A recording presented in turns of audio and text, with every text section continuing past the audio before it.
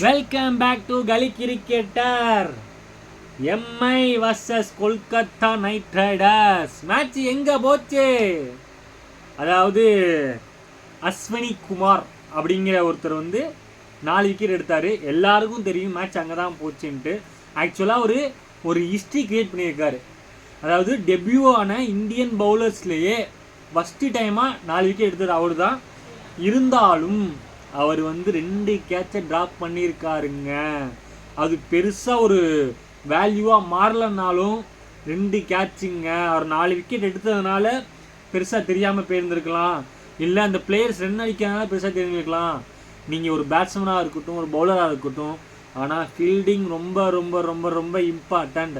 அந்த மைனஸை சொல்லி அவரை டவுன் பண்ண விரும்பலை, உங்களுக்கும் அவரை மைனஸாக நெகட்டிவாக காட்ட விரும்பலை. வேறு லெவல் பவுலிங்கு. ஸ்டார்டிங் எங்கே ஆரம்பிச்சிச்சு? ஓப்பனிங் நரேன் அக்கௌண்ட்டை ஓப்பனே பண்ணலங்க. போன match player of the match வாங்கின டிகாக் 1 ரன்னுக்கு அவுட் ஆகிட்டாருங்க. கடந்த 6 இன்னிங்ஸில் 40+ அடித்த நம்ம வெங்கடேஷ் ஐயர், ஆவரேஜ் 70 வச்சிருந்த நம்ம வெங்கடேஷ் ஐயர் மும்பை இந்தியன்ஸ் வான்கேடால இன்னைக்கு அடிப்பாருன்னு நினச்சாங்க. அவரும் அடிக்கலைங்க. ரிங்கு சிங், உங்களுக்கு இந்தியாவில் எப்பேற்பட்ட இடம் கிடச்சிருக்குன்னு உங்களுக்கே தெரியும். அதாவது ஒரு செம்ம வாய்ப்பு, ஒன் ஆஃப் த பெஸ்ட் வாய்ப்பு நீங்கள் எப்பேற்பட்ட ஃபினிஷருங்கிற காட்டுறதுக்கு. பட் அதை நீங்கள் யூஸ் பண்ணாமல் போயிட்டு 10வது ஓவர்லேயே அவுட் ஆகிட்டீங்களேங்க. உங்களுக்கு இந்தியன் டீமில் இடம் கிடச்சிருக்குங்க. அந்த இது எப்படி ப்ரூவ் பண்ணணும்? நம்ம எப்போல்லாம் சான்ஸ் கிடைக்கணும் கல்லுக்கு மாதிரி காத்திருந்து அடிச்சிருக்கணும். இப்போ அவருக்கு இடம் கிடைக்குமா தெரியாது. ஏன்னா நிறைய ஆல்ரவுண்டர்ஸ் இருக்காங்க. ரிங்கு சிங் அது எனக்கு என்னமோ கொஞ்சம் ஃபீல் ஆகுது, அந்த இடத்த மிஸ் பண்ண ஆரம்பிச்சுட்டாரோன்னு சொல்லிட்டு. ஃபஸ்ட்டு பவர் பிளே போட்டால் எல்லா போனாங்க. போல்ட்டு போட்டால் விக்கெட், தீபக் சேகரை போட்டால் விக்கெட், அஸ்வினி குமார் போட்டால் விக்கெட்னு சொல்லிட்டு எல்லாமே ஃபஸ்ட்டு ஓவரில் விக்கெட் எடுத்தாங்க. அப்புறம் அஸ்வினி ஹிஸ்ட்ரி கிரியேட் பண்ணார்.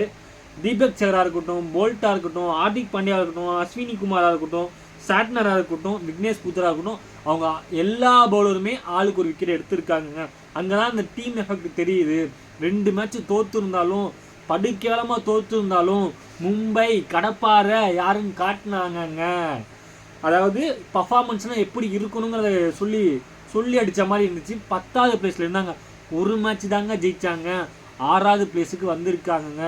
மும்பை இந்தியன்ஸ்னாலே 5 கப்பு அப்படின்னு சொல்லுவோம். ஆனால் அதையும் தாண்டி, அதாவது ஒரு டொமஸ்டிக் பிளேயர்ஸ்லாம் எப்படி அவங்க நோட் பண்ணி எடுக்கிறாங்கன்னே தெரிலங்க. அதில் மும்பை இந்தியன்ஸுக்கு சல்யூட் தாங்க அடிக்கணும். வேறு லெவலுங்க. ஃபஸ்ட்டு மேட்ச் விக்னேஷ் புத்தூர்னா இந்த மேட்ச் அஸ்வினி குமார் வேறு லெவலுங்க. அதாவது அந்த ஃப்ரான்ச்சைஸிக்கு கொஞ்சம் நம்ம சல்யூட் அடித்து தான் ஆகணும். பார்த்தீங்கன்னா டாஸ் வின் பண்ணி பவுலிங் போட்டாங்க. வெங்கடேஷருக்கு, அதாவது எப்படி வெங்கடேஷ் நான் அவங்கள்ட்ட சொல்லியிருந்தேன், 6 இன்னிங்ஸில் 40+ அடித்தாருன்னு. அவருக்கு எப்படி வாய்ப்பு வந்திருக்கு பாருங்களேன். ஃபஸ்ட்டு 1 ரன் இருக்கும்போது சாட்னர் கேட்சை விட்டார். அதாவது அவர் ஸ்டாண்டர்டுக்கு அது கேட்ச்சு, நம்மளை பொறுத்தவரையும் ஒரு கொஞ்சம் கஷ்டமான கேட்ச்சு. அதுக்கப்புறம் அஸ்வினி குமார் 3 ரன்னுக்கு இருக்கும்போது விட்டார். அப்படி இருந்து வெங்கடேஷ் யாராச்சும் ஜொலிக்க முடியலையேங்க. 10 ஓவருக்கு 69க்கு 5 இருந்தாங்க. அங்கே தான் சொல்கிறேன், ரிங்கு சிங் 10லேருந்து ஒரு 18 ஓவர் இழுத்துட்டு போயிருக்கணுங்க டீமை. அப்படின்னா அவரோட வேல்யூ தெரிஞ்சிருக்குங்க. பவர் பிளே 41க்கு 4 ஆகிட்டாங்க. அங்கேயே மேட்ச் முடிஞ்சிச்சு. நான் சொல்கிறேன்ல, அது இல்லாமல் அவங்க 3 கேட்ச் விட்டுருக்காங்க மொத்தம் இந்த மேட்ச்சில். ஒரு ரன் அவுட் போல்ட் விட்டார். எனக்கு அதுதான் நம்ம முடியல, போல்ட் எப்படா விட்டார். அது பெருசாக இம்பேக்ட் ஆகல. கடைசியில் ரமன்தீப் சிங் 2 அடிப்பார். ஜான்சன் கிரீஸுக்கே வர மாட்டார். இருந்தாலும் போல்ட் மிஸ் பண்ணி வருது. இருந்தாலும் எக்ஸ்ட்ரா 16 ரன் அடிச்சிருக்காங்க அந்த பார்ட்னர்ஷிப்பு. ஆக்சுவலாக இவங்க 13வது ஓவர் தான் மேட்சை முடித்தாங்க. இருந்தாலும் அந்த 16 ரன் இல்லைன்னா 16வது ஓவர்லேயே மேட்சை முடிச்சிருப்பாங்க. அதாவது சின்ன சின்ன மூமெண்ட்ஸ் எங்கெங்கெல்லாம் கிரியேட் ஆகுதோ அதெல்லாம் நம்ம பிடிச்சி இழுத்துக்கணுங்க.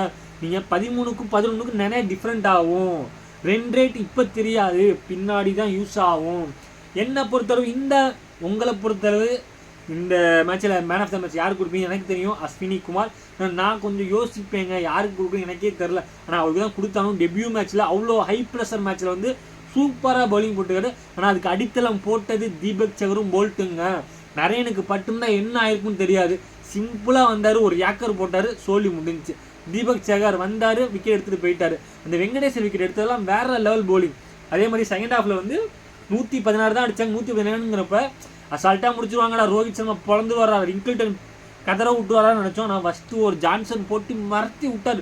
ஜஸ்ட்டு ஒரு ரன் தான் கொடுத்தாரு. ரிக்கில்டனுக்கு என்னன்னே தெரில, இன் ஸ்விங் அவுட் ஸ்விங்னே தெரில. ஒரு பால் உள்ளே வருது, ஒரு பால் வெளியே போகுது. அதே மாதிரி 2வது ஓவர் நிதிஷ் ராணா போட்டாருங்க. அவரும் நிதிஷ் ராணாவா சாரி அர்த்திஷ் ராணா அவரும் நல்லா தான் போட்டார்.